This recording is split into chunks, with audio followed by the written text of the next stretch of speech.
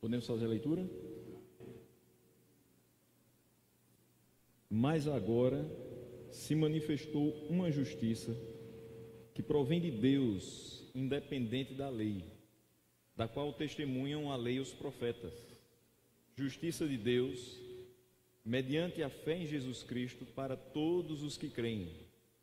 Não há distinção, pois todos pecaram e estão destituídos da glória de Deus, sendo justificados gratuitamente por sua graça, por meio da redenção que há em Cristo Jesus. Deus o ofereceu como sacrifício para propiciação mediante a fé, pelo seu sangue, demonstrando a sua justiça. Em sua tolerância havia deixado impunes os pecados anteriormente cometidos, mas no presente demonstrou a sua justiça a fim de ser justo e justificador daquele que tem fé em Jesus. Vamos orar mais uma vez. Senhor nosso Deus, ao meditarmos nessas palavras da Santa Escritura, que o Teu Santo Espírito me sustente para entregar a mensagem que servirá para a edificação dos irmãos e que ao mesmo tempo ilumine a mente e o coração de cada um que aqui está, para compreender a verdade contida nesse trecho e que deverá ser útil para que várias lições possam estar presas ao nosso coração, não só a partir de agora, mas durante toda a nossa caminhada cristã. Assim nós te oramos no nome de Jesus. Amém. Meus irmãos, na última oportunidade que tive de pregação foi no dia 2 de outubro. Nós ministramos no Salmo 53, e esse Salmo 53, ele expressa a tolice do ímpio em não crer que Deus existe. Não crendo em Deus, ele não tem um senso de eternidade. Ele vive o aqui e o agora. Ele é mais imediatista do que qualquer outro tipo de pessoa. E não tendo um senso de eternidade, porque não crê em Deus, ele também não tem um senso de moralidade. Se não há Deus, não há pecado. Não há quem regule a nossa conduta, o nosso comportamento. Se não tem pecado, não há por que ter o inferno. Porque se ninguém erra, ninguém precisa ser punido. Ele não deve existir também. Não tem porque temer o inferno, não tem porque achar que ele existe. Tem muita gente vivendo dessa maneira. Tem muitas pessoas que nós conhecemos que vivem como se Deus não existisse, como se não existisse pecado, como se tudo que elas fazem está completamente correto. Mas a palavra nos mostra que não há quem faça o bem. Não há nenhum sequer. E o versículo 10 a 12 desse capítulo 3, que nós lemos a parte já mais final dele, corrobora a colocação do salmista ao trazer o seguinte: como está escrito, não há um justo, nenhum sequer, não há quem entenda, não há quem busque a Deus. Todos se desviaram e juntamente se tornaram inúteis. Não há quem faça o bem, não há nenhum sequer. Então, por mais que algumas pessoas digam, mas eu sou uma pessoa boa, por mais que algumas pessoas digam assim, eu nunca fiz nada para prejudicar ninguém, a verdade é que não há um justo, nenhum sequer. Não há quem busque fazer o bem. De si próprio, ninguém faz o bem. De si próprio, ninguém pode chegar diante de Deus, ou uma vez que ele não crê em Deus, diante de qualquer outra pessoa no universo, e dizer assim, eu sou integralmente bom. Em mim não há nada de ruim, em mim não há nada de mal. A verdade é que sem a perspectiva de que há um Deus criador, sustentador, protetor, justo, o homem caminha perdido nos seus devaneios, como se não houvesse amanhã, sem se preocupar com as consequências dos seus atos, como se ele não tivesse que prestar contas a alguém superior a ele, como se ele fosse dono do seu próprio destino. E como eu fico muitas vezes só a observar a frase de alguns jovens que dizem, eu sou dono do meu próprio nariz, eu fiz 18 anos. Eu já passei dos 18. Eu senti vontade de dizer isso algumas vezes na vida. Só que eu não tinha sustento para isso. Enquanto a gente não tem sustento, mora na casa de pai e mãe e tem que respeitá-los. A gente não escuta também isso? Enquanto mora na casa do pai e da mãe, tem que respeitá-los? Parece que é uma coisa que a gente só faz porque é obrigado. Não é uma coisa que a gente faz por prazer. Eu quero também tentar desfazer um pouco isso, porque a gente tem que respeitar, não é que tem que respeitar, nós devemos respeito, mas isso deve ser com prazer. Eu preciso ter prazer em respeitar meus pais, por tudo que eles fizeram por mim. Essa relação é o que terrenamente deve expressar a relação de Deus com os seus filhos. Nós devemos respeito a Deus, nós devemos temer a Deus, e isso com todo o prazer do nosso coração, exatamente pelo que Ele fez por nós. Respeitá-lo, temê-lo, honrá-lo, é o que deve preencher o nosso coração, o que deve motivar o nosso coração a viver. Se não for para isso, por que vivemos?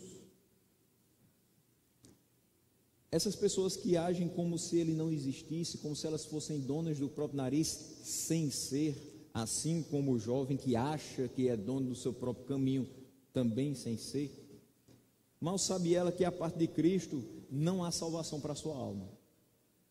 Ela vai caminhar, sei lá, seus 60, 70, 80 anos e vai continuar perdida, enquanto não considerar que existe um Deus acima das nossas cabeças a governar tudo e todos. A nossa pregação evangelística precisa servir ao propósito de abrir os olhos dessas pessoas. A gente precisa ser sensível àqueles que estão cegos para uma realidade de que quem não considera Deus na sua vida está fadado a encarar uma morte eterna.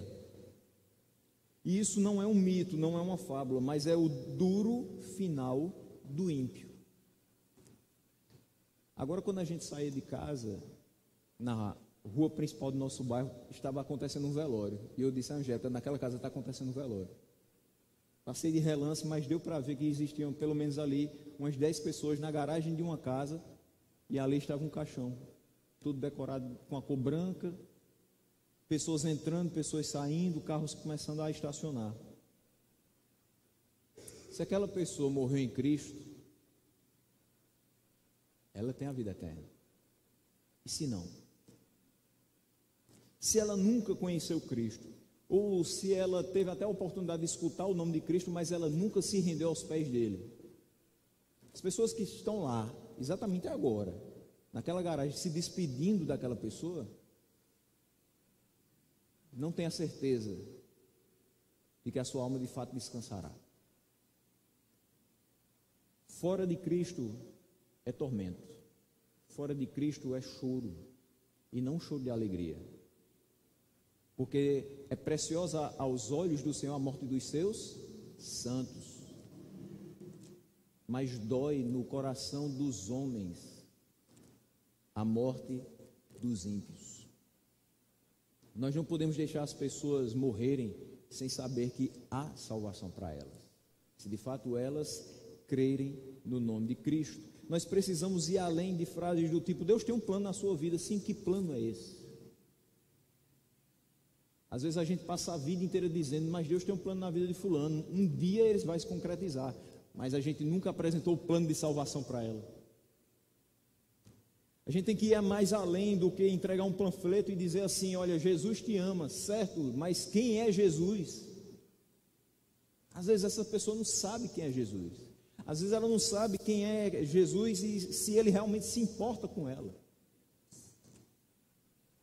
É preciso mostrar ao pecador o quanto ele necessita se arrepender dos seus pecados, o quanto ele carece do perdão divino, o quanto é importante que ele crê em Cristo para a sua salvação, porque só através dele o pecador é justificado de uma vez por todas e recebe a vida eterna.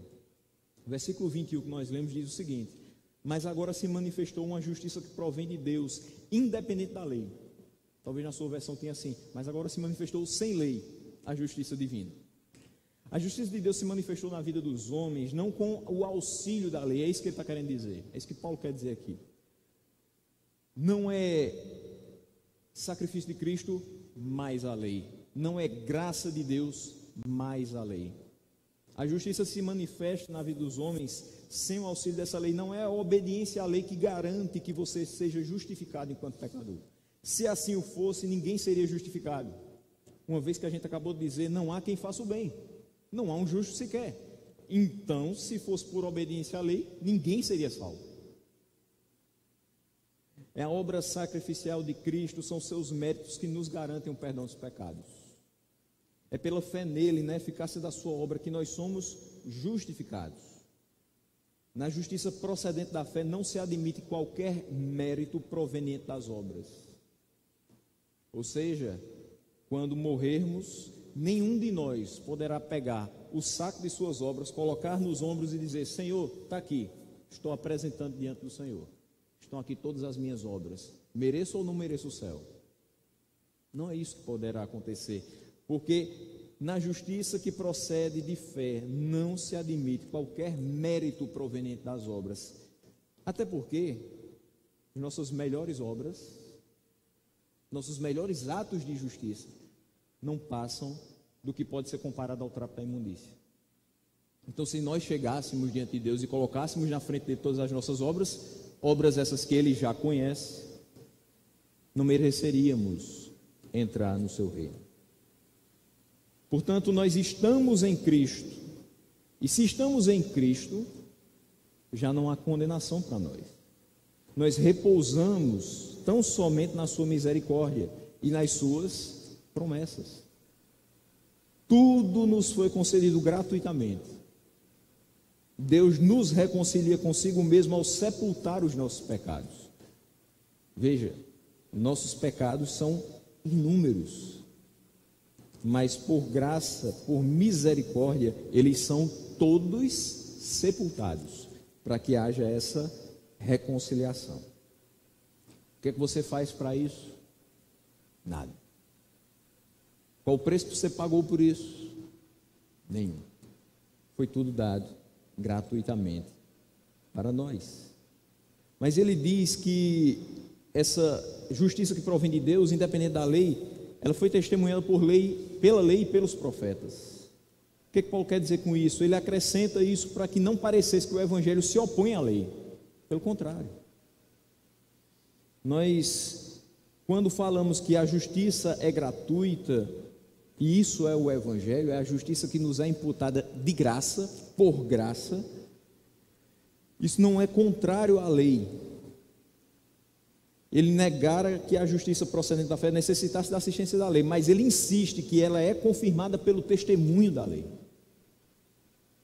Por quê? Aqueles que buscam seguir a lei do Senhor foram aqueles que foram alcançados por essa justiça. Ou seja, quando nós somos justificados, nós necessariamente buscamos viver de acordo com a lei de Deus, com a sua palavra. Então, o Evangelho não é contrário à lei de Deus, mas essa justiça que é trazida pelo Evangelho é testemunhada pela lei e pelos profetas em todos os locais que você for. No Antigo Testamento você vai perceber o quê? Graça de Deus, justiça de Deus, sendo colocada na vida dos homens, para que eles sejam salvos. Certo, não existia ainda a aparição de Cristo, mas como os homens foram salvos antes de Cristo? Pela graça, mediante a fé, esperando na justificação que Cristo traria. Não foi diferente da forma como nós fomos salvos. Por isso que Paulo tem que acrescentar isso, para que ninguém pense. Existiu um momento em que a lei era fundamental, essencial para que fôssemos salvos. Não. A justiça divina se manifesta independente da lei. Porém, essa justiça foi testemunhada pela lei e pelos profetas. E ele diz que essa justiça de Deus é mediante a fé em Jesus Cristo, versículo 22, para todos os que creem. Para Paulo, crer envolve conhecimento do conteúdo do Evangelho. Ele fala isso em outras passagens de Romanos. A fé vem pelo ouvir, e ouvir a palavra de Deus. Eu preciso conhecer o conteúdo do Evangelho para crer no Evangelho. Não é simplesmente alguém que viu uma placa com o nome Jesus, alguém que estava dirigindo na estrada e olhou para um vidro do carro que estava na frente e viu lá, Deus é fiel, e que isso vai gerar fé no nosso coração. É de fato quando essa palavra é pregada, daí a importância de missões, de nos colocarmos nas mãos do Senhor para a pregação do Evangelho. É quando essa palavra é pregada, explanada, aplicada à nossa vida, que nós nos apropriamos desse conhecimento e cremos pelo auxílio e pela obra do Espírito Santo, nos convencendo que nós somos pecadores, precisamos nos arrepender, e a única solução para a nossa vida é Cristo, aquele que foi pregado na palavra. É preciso então ser alertado quanto à realidade do pecado, e é preciso ser apresentado a Cristo, que é o nosso Redentor, via pregação do Evangelho. Sem pregação não tem como crer, não tem. É necessário também, na visão de Paulo, o assentimento mental de seu testemunho a respeito de Cristo, ou seja, entender quem Cristo é. Alguém disse para você que Cristo existe, ok, e agora? Quem Ele é? O que Ele representa? O que Ele é capaz de fazer? Qual a implicação de conhecê-lo para a minha vida? Como Ele pode vivificar quem está morto em delitos e pecados? O pecador precisa saber disso. E crer também envolve a confiança e dependência dEle como Salvador e Senhor. E isso se manifesta em obediência. Eu confio nele como meu Salvador, como meu Senhor. Eu dependo dele como meu Salvador e meu Senhor. Por isso eu o obedeço. O servo obedece a seu Senhor. É assim que as coisas devem caminhar na nossa trajetória cristã. O final desse versículo faz eco ao que disse o apóstolo João no seu Evangelho, quando ele coloca aqui que essa justiça de Deus mediante a fé em Jesus Cristo é para todos os que creem. E o que é que João diz no capítulo 3, no versículo 16? Ele enfatiza que o amor de Deus foi tamanho pelos seus, a ponto de enviar o seu único filho para se entregar na cruz do Calvário, de modo que por sua morte passamos a ter vida. E o derramamento do seu sangue satisfaz a justiça de Deus Pai e expia os nossos pecados. Sendo assim, então, a justiça não é universal, como também não é universal a salvação. Mas todo aquele que nele crê não mais perecerá, mas será justificado e terá a vida eterna. E aí vem o versículo 23 dizendo: não há distinção nessa justiça que é manifesta, não há distinção nessa imputação da justiça, nessa necessidade de ser justificado. Não há distinção, porque todos pecaram e estão destituídos da glória de Deus, ou carecem da glória de Deus. Calvino resume esse versículo da seguinte maneira: Paulo insiste em que todos, sem distinção, carecem de buscar justiça em Cristo. Por quê? Porque não tem justiça própria. Como se essa pessoa dissesse: não há outro caminho para a obtenção dessa justiça. Não há um método para justificar alguns e outro método diferenciado para justificar outros, senão que todos igualmente têm de ser justificados por meio da fé, já que todos são pecadores e ninguém tem como justificar-se diante de Deus. Em outras palavras, de fato, ninguém tem a condição de bater no peito e dizer: eu consigo me justificar. Eu sou uma boa pessoa, eu nunca matei, eu nunca roubei, eu mereço a salvação. Vai ter muita gente que nunca matou, nunca roubou e vai para o inferno assim mesmo. Por quê? Porque nunca buscou a justiça de Deus. Porque nunca considerou que Deus existe. Foi tolo. E no seu coração não percebeu que o seu pecado lhe afastava cada vez mais do único que pode lhe salvar. Nós não somos merecedores de absolutamente nada. Mesmo sem ter cometido crimes hediondos, o homem sem Deus caminha em rota de colisão para o inferno. Todos necessitam de salvação, e essa só pode ser obtida por meio de Cristo. A gente tem pregado sobre isso. A gente tem confrontado o pecador com o seu pecado, mas também tem aberto a porta do céu dizendo: há salvação em Cristo. Porque também não adianta só condená-lo, só colocá-lo na frente do espelho e dizer: você não presta. Tem como dizer: você tem conserto, Cristo te conserta. Porque é fácil a gente conhecer alguma pessoa que nos prejudica ou que se prejudica a si mesma e dizer: essa pessoa não tem jeito. Tantas e tantas chances que foram dadas a ela e ela não muda. Não dá. Parece que você está limitando o poder de Deus. Se Ele quiser, se ela faz parte do plano eterno de salvação dele, ela tem jeito. Ela muda, mas não é pelas suas mãos, é pelas mãos dele. Não é no seu tempo, é no tempo dele. Não é do seu modo, é do modo dele. E o versículo 24 diz: depois de sermos apresentados à realidade que todos pecaram e todos carecem da glória de Deus, nós observamos que, sendo justificados gratuitamente por sua graça, por meio da redenção que há em Cristo Jesus, todos precisam ser justificados pela graça de Deus, e isso se dá gratuitamente. De que forma? Por meio da redenção que há em Cristo Jesus. Talvez isso seja difícil para algumas pessoas, o ser humano em si compreender, já que ele acha que tudo na vida depende do seu esforço. Imagina você chegar para alguém e dizer assim: olha, sabe qual é a solução para a sua vida? É crer em Cristo, porque Ele é quem justifica o homem, e isso gratuitamente. A pessoa vai dizer: sim, eu não vou ajudar em nada. Já escutei tantas vezes as pessoas dizendo assim: olha, a palavra de Deus diz, faz a tua parte que eu te ajudarei.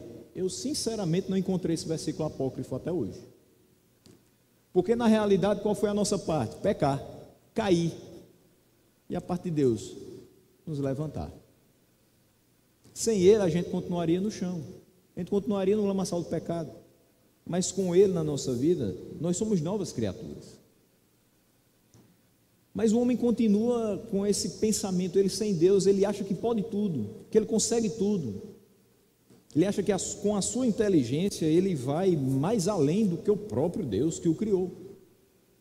Mas lembre-se, quando o homem não conhece a Deus, ele é tolo e diz que Deus não existe. Então, para ele, o que existe é o seu mérito, é o seu esforço. E você vai escutar muitas pessoas dizendo assim: como você chegou a ser CEO dessa empresa? E ele vai dizer: pelo meu esforço, eu me capacitei, eu busquei, eu fiz contatos, eu. Se dependesse de você, você nem ter terminado o ensino fundamental, você tinha terminado. Porque estudar às vezes cansa. Às vezes você escuta pessoas dizendo assim: como você chegou a ser tão rico? Porque eu fiz as transações comerciais que eu necessitava, com as pessoas certas, nas horas certas. Eu fui sagaz nas minhas armações comerciais. Eu sabia como ser rico. E eu fui observando outras pessoas que já eram ricas e fui seguindo o rastro delas, fui seguindo os passos delas.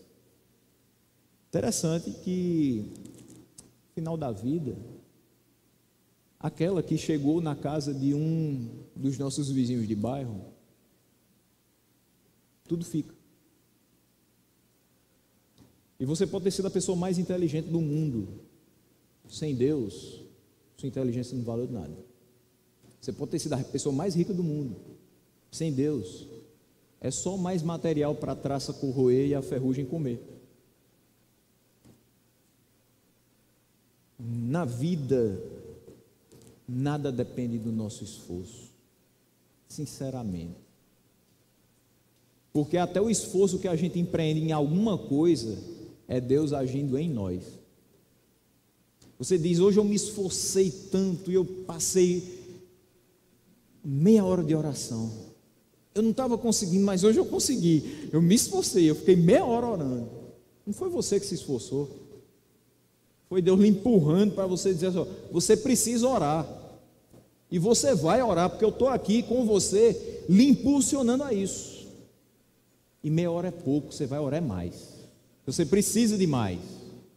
Se você realmente quer viver para a minha glória, você tem que ter mais de mim através da oração. Aí você diz: hoje eu me esforcei, eu preparei logo o almoço e vim para a escola dominical. Domingo passado eu nem consegui, mas hoje eu me esforcei, eu estou aqui. E você nem diz glória a Deus por isso, porque a glória é dele, porque você está aqui. Não foi seu esforço de fazer o almoço antes, foi Deus lhe trazendo para que você possa conhecer um pouco mais dele. O homem não entende isso. Como é que eu não faço nada e eu ganho a vida eterna? Porque alguém já fez no seu lugar. A salvação não é algo pelo que alguém poderá dizer: eu batalhei por isso. Não. Não é algo que você lutou por isso e depois de muita peleja você conseguiu tão sonhado prêmio. Você chegou lá no céu e alguém te deu uma plaquinha dizendo assim: pronto, aqui é o seu lugar. Não. O homem recebe a salvação gratuitamente. O pensamento central da justificação é que, embora o homem, sem dúvida alguma, mereça totalmente ser declarado culpado, e isso ele expressa dos versículos 9 até o 19, mas Deus o declara justo por causa da confiança em Cristo. A partir do momento que você tem fé em Cristo, todo o restante deixa de ter valor. E ele diz: por sua graça, mediante a redenção que há em Cristo Jesus. Esse ato da graça divina ocorre mediante a redenção que há em Cristo. O que Paulo faz aqui é pegar emprestado uma expressão do mercado de escravos, para reiterar, repetir, aprofundar o que ele já vem falando quanto à justificação do homem por Cristo. Redimir, na linguagem do mercado de escravos, é resgatar alguém, libertar alguém mediante o pagamento de algum preço. É fato que alguns escravos valiam menos que outros, porque, humanamente falando, você fazia essa distinção do valor de um para o valor de outro. Quem aqui já assistiu a algum filme sobre a época de escravidão, vê que aqueles que iam ao mercado de escravos abriam a sua boca para ver se os seus dentes eram completos, se eram fortes o suficiente. Viam se eles tinham condição de carregar peso, se eles tinham algum defeito físico que os impossibilitasse de trabalhar longas e longas horas. E interessante que nós fomos redimidos, libertos, um preço foi pago por nós, mas ninguém abriu a nossa boca para ver se os nossos dentes eram bons. Ninguém colocou um peso muito grande, um volume muito grande sobre as nossas costas para ver se a gente conseguia carregar. Ninguém viu se a gente tinha um defeito físico ou outro, porque senão não valia a pena comprar. Deus demonstra o seu amor por nós, tendo enviado Cristo para se entregar por nós, sendo nós ainda pecadores. O homem que não entende por que eu sou salvo sem fazer nada, ele deveria entender que é porque ele não valia nada. Se ele fosse colocado aqui, qualquer um de nós, se fosse colocado aqui para dizer quanto é que você daria para essa pessoa? Nada. Eu não daria nada por mim mesmo. Porque em determinados momentos da vida a gente faz coisas que a gente diz assim: eu não valho nada. Eu fui capaz de fazer isso. Porque a gente não percebe que deve viver para a glória de Deus e que a nossa vida não pode trilhar outro caminho que não seja o dele. Porque se assim for, a gente é capaz de fazer coisas que a gente hoje recrimina, condena. Mas o homem sem Cristo tem um valor igual. Tanto faz ele ser assassino, como ele ser ladrão, como ele ser mentiroso, como ele ser preguiçoso. O homem pecador tem um valor igual. Qual é esse valor? 0. Mas o homem que é justificado, ele tem todo o valor, porque ele foi comprado por um alto preço, que foi o sangue de Cristo. É esse preço que nos redime, que nos liberta. Nós éramos escravos mas do pecado. E agora resgatados, libertos dessa condição anterior, nós somos servos de Cristo. Nós fomos libertos dessa condição, foi feito um pagamento com um alto preço, foi o sangue inocente de Cristo. Por quê? Qual a finalidade disso? Para que nós fôssemos adotados como filhos de Deus, conforme o bom propósito da vontade dEle, para o louvor da sua gloriosa graça. É o que o próprio Paulo diz em Efésios 1, versículos 5 e 6. Em Cristo nós temos a redenção, é o que ele está dizendo aqui. Nós temos a justificação gratuitamente por sua graça, por meio da redenção que há em Cristo. E ele fala isso em Efésios 1, 7. Nós temos nele a redenção por meio do seu sangue, o perdão dos pecados de acordo com as riquezas da graça de Deus. Sabe quem de fato é rico? Não é Elon Musk, é você. Porque lhe foi comunicada a riqueza da graça de Deus. E Elon Musk pode ter 300 bilhões de dólares. Se ele não tiver a graça de Deus, ele morre pobre, cego, nu e no inferno. E a gente pode ir sem pratas no bolso, mas com a vida eterna nas mãos. O homem não paga o preço para ser salvo, porque esse preço já foi pago por Cristo. E como é bom saber que a gente tinha uma dívida muito alta e ela foi paga. Como é bom saber que as nossas transgressões foram perdoadas.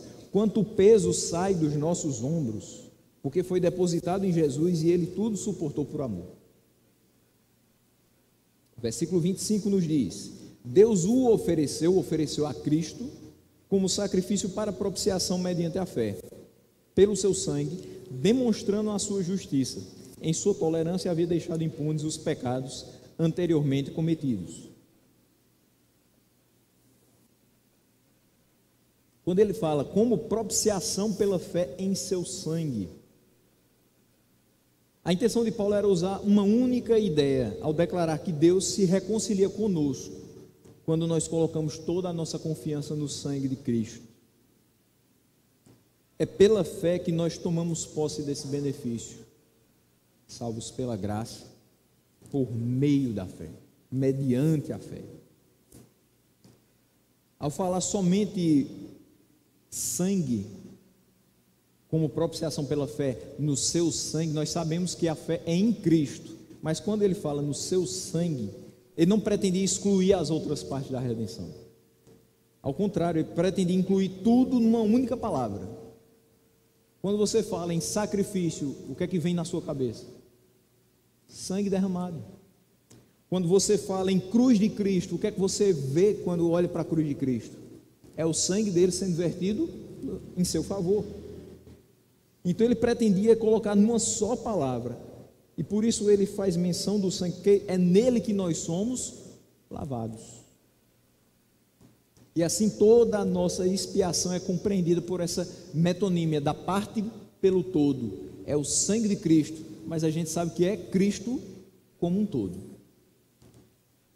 E ele diz que em sua tolerância ele havia deixado impunes os pecados anteriormente cometidos. Essa frase aqui adiciona na nossa mente que a remissão, o resgate, teve por base a longanimidade de Deus. E isso reflete simplesmente a sua bondade. Por que Deus havia deixado impunes os pecados anteriormente cometidos? Porque ele aguardou. Porque ele é bom. E porque o salmista, do Salmo 136, inicia o seu cântico dizendo o seguinte: deem graças ao Senhor, porque Ele é bom, porque a sua misericórdia dura para sempre. Ainda tem gente experimentando a longanimidade de Deus. Está vivo só na fachada, mas está morto em delitos e pecados, até o dia que a palavra lhe for pregada. Até o dia que sua mente for aberta, até o dia em que o Espírito Santo habitar no seu coração e de fato ele for tornado uma nova criatura, viva de verdade. Essa bondade serviu para restringir o juízo divino, impediu que num primeiro momento, Deus se inflamasse para a nossa destruição, porque era isso que aconteceria. Se não viesse Cristo e suportasse a ira completa de Deus Pai, quem receberia essa ira? Toda a raça humana, porque todos pecaram. Se todos pecaram, todos deveriam ser punidos. A gente não suporta a dor na cabeça da unha. A gente iria suportar a ira de Deus? Veja que a gente é tão pequeno que nas mínimas coisas a gente precisa dele. E na mais importante da nossa vida também.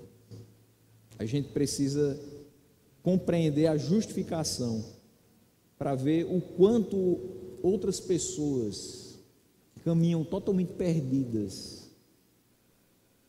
precisam cair em si e dizer: eu não consigo fazer nada sozinho, eu preciso de Deus. Sem Ele, meu destino é trágico. Até que a gente fosse recebido pelo favor do Senhor, Ele foi longânimo.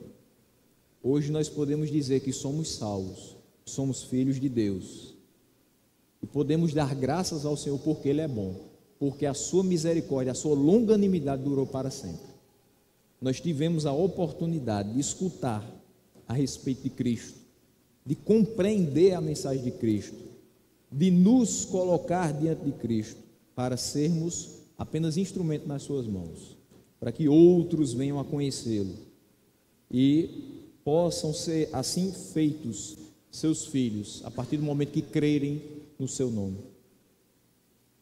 Mas ele diz: mas no tempo presente demonstrou a sua justiça, a fim de ser justo e justificador daquele que tem fé em Jesus.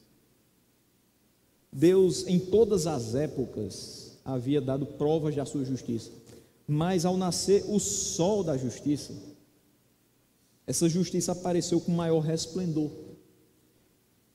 Que eu falei bem no início, é óbvio que as pessoas que creram no Messias que havia de vir foram justificadas perante Deus Pai. Mas nós observamos que a justiça de Deus só se revela claramente no tempo em que Cristo aparece.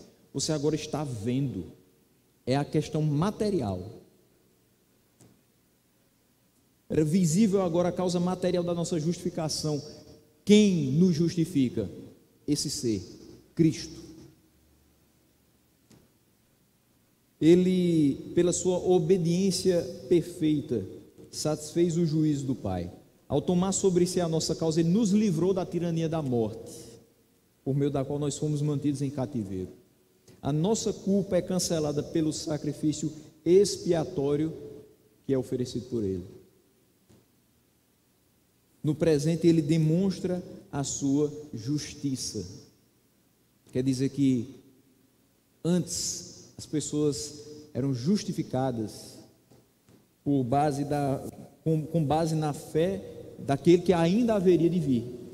Hoje nós compreendemos que a nossa justiça já veio e haverá de vir novamente, para buscar aqueles que foram justificados por meio do seu sangue, o povo de Deus. E ele diz que Deus se torna justo, a fim de que ele seja justo e justificador daquele que tem fé em Jesus.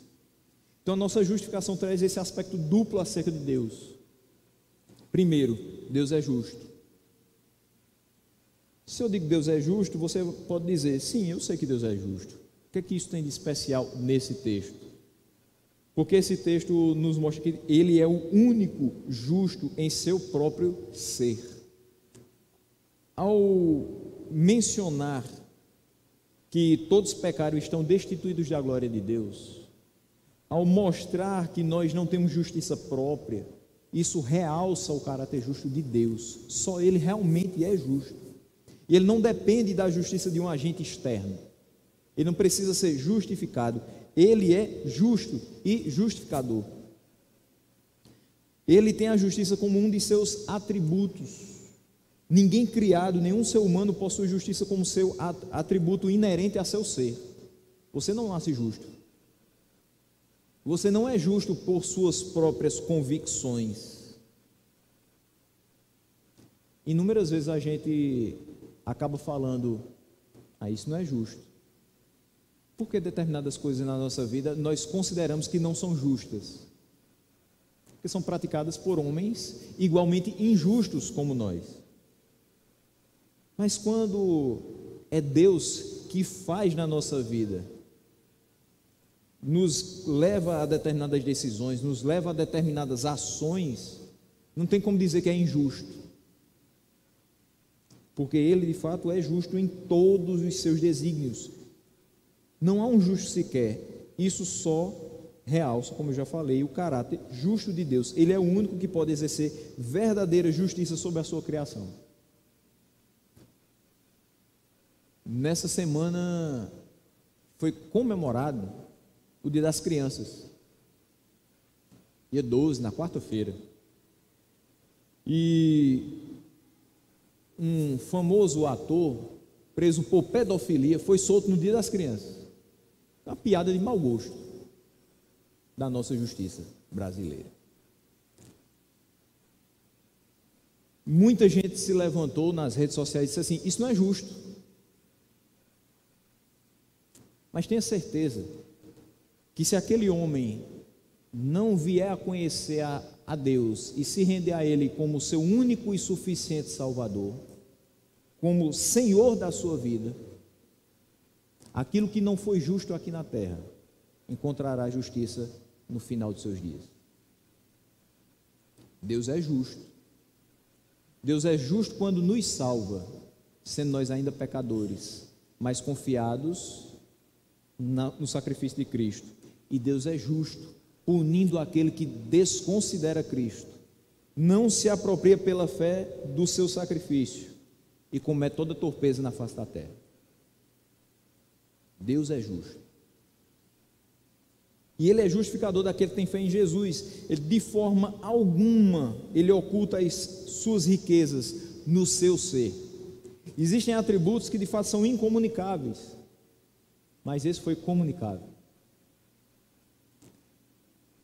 Ele derrama sobre todo o gênero humano as riquezas do seu ser. A justiça divina resplandece em nós na medida em que Deus nos justifica por meio da fé em Cristo. Você agora é justificado.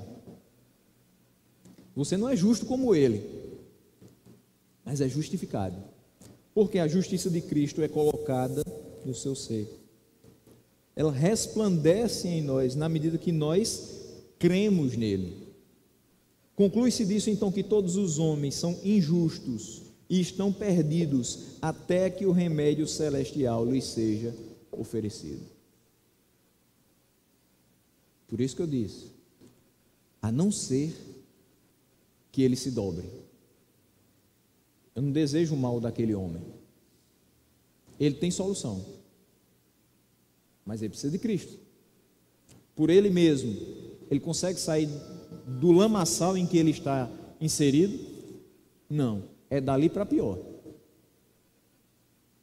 Mas mesmo na cadeia, mesmo na sujeira que era o seu local de residência, onde foram descobertas tantas coisas repulsivas, ele ainda pode dobrar os joelhos e clamar ao Senhor?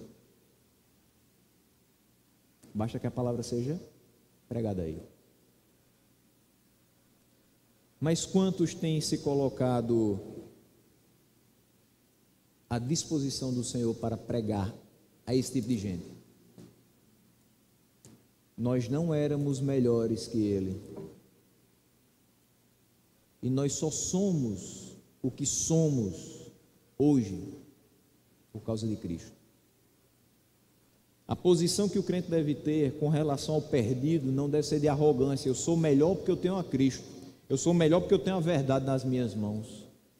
É a posição de compaixão, de dizer: ele precisa de Cristo, assim como eu também precisava e preciso. Existe um remédio que pode lhe ser oferecido. Então a minha oração, meus irmãos, nessa manhã é que a nossa ação missionária contemple uma pregação assim, que aponta para Cristo como o único e suficiente remédio que cura o homem por inteiro, livrando-o do peso das suas transgressões, dando uma nova vida para ser usufruída para a glória de Deus, hoje e no porvir. O Senhor nos abençoe, no nome de Jesus.